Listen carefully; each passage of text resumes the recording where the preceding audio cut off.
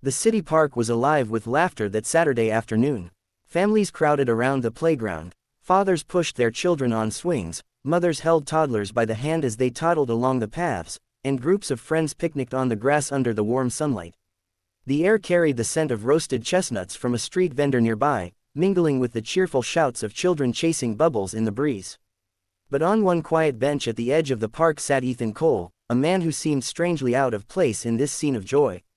Dressed in an expensive suit, polished shoes, and with a gold watch gleaming on his wrist, he looked every inch the powerful CEO he was. Yet behind his sharp appearance was a loneliness that no wealth could cover. His shoulders were tense, his eyes heavy with the kind of exhaustion that went beyond work. Ethan scrolled idly through his phone, emails and reports flashing before his eyes, though he wasn't really reading them.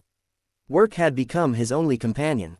For years, his empire had grown, and so had his fortune. But the price had been steep. He had no family waiting for him at home, no children running into his arms at the end of the day, no laughter to fill the long silences of his penthouse apartment. As he sat there, trying to distract himself with business, he noticed something unusual out of the corner of his eye. A little girl, no more than 7, stood a few feet away. She wore a faded yellow dress, her hair tied back with a ribbon that had seen better days. In her small hand she clutched a crumpled $50 bill, holding it tightly as if it were the most precious treasure in the world. For a moment, Ethan thought she might be lost. She stood frozen, her wide eyes fixed on him, as though debating something important. Then, gathering all the courage her tiny frame could muster, she walked up to him. Her steps were hesitant but determined. "Excuse me, sir," she said softly, her voice trembling. Ethan looked up, surprised. He was used to boardroom negotiations and corporate pitches, but never to being addressed by a child in such a fragile, deliberate tone. "Hello," he replied, putting his phone away. "Can I help you?" The girl hesitated, then extended her small hand toward him. The $50 note trembled between her fingers. "Here," she whispered. "This is for you." Ethan frowned, confused. "For me? Why are you giving me money?" Her eyes welled up, but she forced herself to continue. "Because I just need a dad. Just for one day." The words struck Ethan like a thunderbolt. For a moment, he couldn't speak. He stared at the little girl, the innocence in her eyes, the desperation behind her trembling voice. It was as if time had stopped. What did you say?" he asked, his voice low, almost afraid of the answer. She clutched the money tighter, her small lips quivering. "All the kids here, they have dads. They push them on the swings, they play ball with them, they hold their hands. But me, I don't have one anymore. My daddy went to heaven. I thought maybe, if I paid someone, they could be my dad for just one day. So I saved this money. Please, sir, will you be my dad today?" Ethan's chest tightened painfully. In all his years of deals and negotiations, nothing had ever disarmed him the way this little girl's words did. He looked at the $50 bill, wrinkled, slightly torn, probably saved from pocket money or small chores, and then at her hopeful face. He felt something stir in him, something long buried under years of boardrooms, contracts, and lonely nights. A warmth, a tenderness he thought he had lost. His throat burned as he swallowed back emotions he hadn't let himself feel in years. Slowly, he reached out, not for the money, but for her hand. "What's your name?" he asked, gently. "Lily," she whispered. Ethan smiled faintly, his heart breaking and healing at the same time. "Well, Lily, you don't need to pay me anything. I'd be honored to be your dad for today." Her face lit up instantly, brighter than the sun above them. For the first time in a long time, Ethan laughed, a real, genuine laugh, as Lily grabbed his hand and tugged him toward the swings. And so began the day that would change both of their lives forever. The swings creaked as Lily hopped onto one, her tiny legs dangling above the ground. She looked up at Ethan with sparkling eyes, full of hope and anticipation. Ethan hesitated for a moment. He had been to countless board meetings, negotiated billion-dollar deals, and commanded respect from hundreds of employees, but never in his life had he been asked to push a child on a swing. "Ready?" he asked, his voice uncertain but warm. "Ready," Lily giggled. He gave the swing a gentle push, and her laughter rang out like music. For the first time in years, Ethan felt the corners of his lips tug into a genuine smile.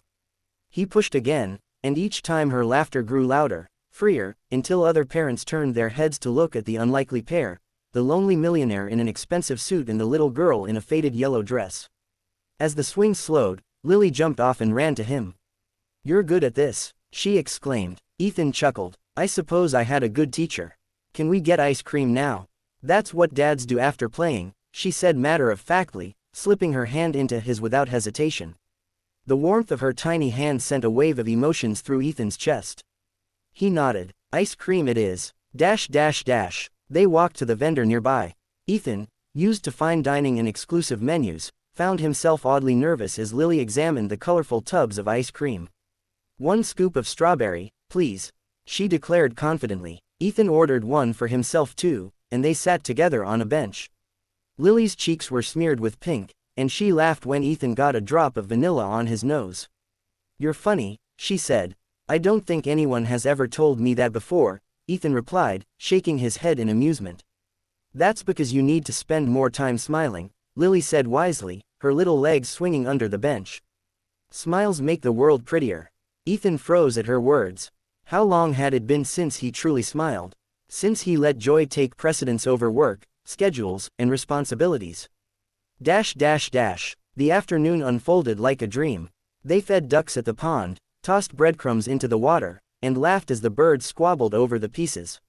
Lily told him about school, about how she loved drawing flowers and wanted to be an artist one day. She spoke about her mother, who worked very hard, and about her father, how he used to carry her on his shoulders and call her his little sunshine. Ethan listened intently, his heart aching with every detail. He had wealth beyond imagination, but what Lily spoke of, love, presents, memories, those were treasures he had never owned. "Do you miss him?" Ethan asked gently as they sat on the grass, watching the clouds drift by. "Every day," Lily whispered. Her voice trembled, but she kept her chin high. "But Mom says he's watching me from heaven. Sometimes, when I laugh, I think maybe he can hear me." Ethan swallowed hard, blinking back the sting in his eyes. "I think he can, Lily. And I think he's very proud of you." She looked at him, her innocent gaze piercing straight through the armor he had built around his heart. "You'd make a good dad too, you know." The words hit Ethan like a tidal wave. He had been called many things in his life: genius, leader, boss, even ruthless. But never, Dad. The title felt foreign, yet, somehow, right. Dash dash dash. As the sun began to set, the park grew quieter. Lily yawned, resting her head against his arm. Ethan looked down at her, her small frame leaning on him so trustingly, and he felt something shift deep inside. For the first time, he wasn't thinking about stocks, contracts, or the next business deal. He was thinking about her, this little girl who had walked into his life with nothing but a crumpled $50 bill and a broken wish. He thought about his empty penthouse, the cold silence that greeted him every night, the emptiness money could never fill. And then he thought about Lily's laughter, her wisdom, her simple joy in ice cream and swings, and realized that this single day with her had given him more than all his riches combined. When Lily's mother finally arrived to pick her up, Ethan's heart sank. He wasn't ready for the day to end. He wasn't ready to let go of the feeling she had brought into his life. As Lily hugged him tightly, whispering, "Thank you for being my dad today," Ethan knew his world had changed forever. The golden glow of sunset spilled across the park as families packed up their picnics and children reluctantly left the playground. Lily leaned comfortably against Ethan's arm, her tiny fingers curled around his sleeve. For a man who had signed contracts worth millions, commanded boardrooms with a single word, and lived in a penthouse overlooking the city, Ethan felt strangely small and vulnerable at that moment. He didn't want the day to end. A voice called out in the distance, sharp with worry. "Lily." The little girl's head popped up. "Mom," she exclaimed, scrambling to her feet. A woman in her early 30s rushed toward them, her face pale from panic. She knelt and pulled Lily into a tight embrace. "Sweetheart, where were you? You scared me half to death," the mother said, tears streaming down her cheeks. Lily hugged her tightly, then pointed back at Ethan. "Don't worry, Mom, I was with him. He was my dad for today." The woman turned, her eyes falling on Ethan, the sharply dressed stranger standing awkwardly nearby, holding the crumpled $50 bill Lily had pressed into his hand. The mother's expression shifted from relief to suspicion. I'm sorry," Ethan began quickly, raising his hands. "She approached me. She offered me this, to be her dad for a day. I couldn't just walk away." The mother's eyes widened as she saw the note. She looked down at Lily, who nodded earnestly. It's true, Mom, I gave him my money. But he didn't take it. He just played with me, all day. Ethan's voice cracked. She gave me more than she'll ever know. The mother's gaze softened as she studied him, this man who, despite his polished suit and distant air, looked deeply moved, almost broken. She sensed sincerity in his words, a kind of longing that mirrored her daughter's. I should thank you, she said cautiously. Not many people would have done that. Ethan smiled faintly, kneeling down so he was level with Lily. He gently placed the $50 back into her small hand.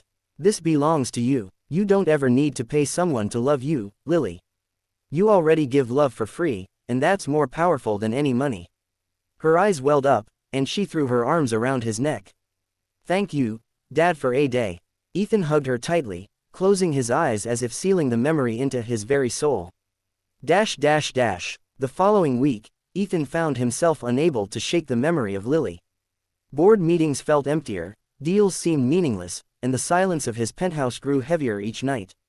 He kept hearing her laughter, her wisdom, her innocent declaration, "You'd make a good dad." One evening, driven by a need he couldn't explain, Ethan visited the small neighborhood where Lily and her mother lived. He stood, awkwardly at their doorstep, holding a simple bouquet of flowers. When the door opened, the mother blinked in surprise. "Mr. Cole," she asked. "Please, call me Ethan," he said softly. "I'm sorry if this feels strange. I wanted to see how Lily was doing." At that moment, Lily came running down the hallway. "Ethan," she shouted with joy, throwing herself into his arms.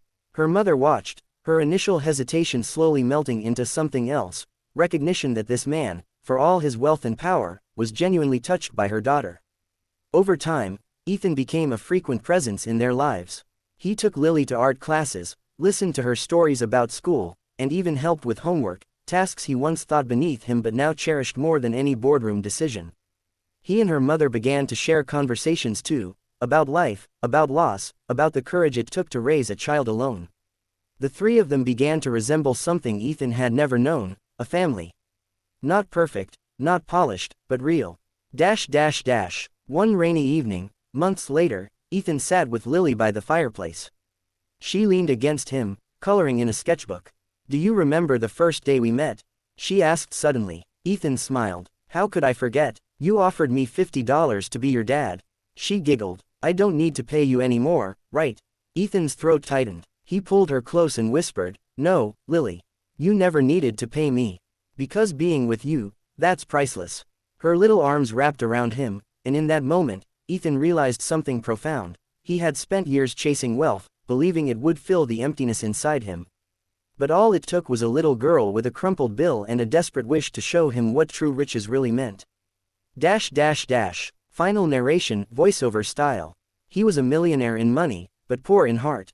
Until one child's simple request gave him the greatest fortune of all, a family. Love doesn't need to be bought. It only needs to be given, freely. The final scene fades with Ethan walking hand in hand with Lily and her mother down a quiet street, their laughter echoing softly against the night air.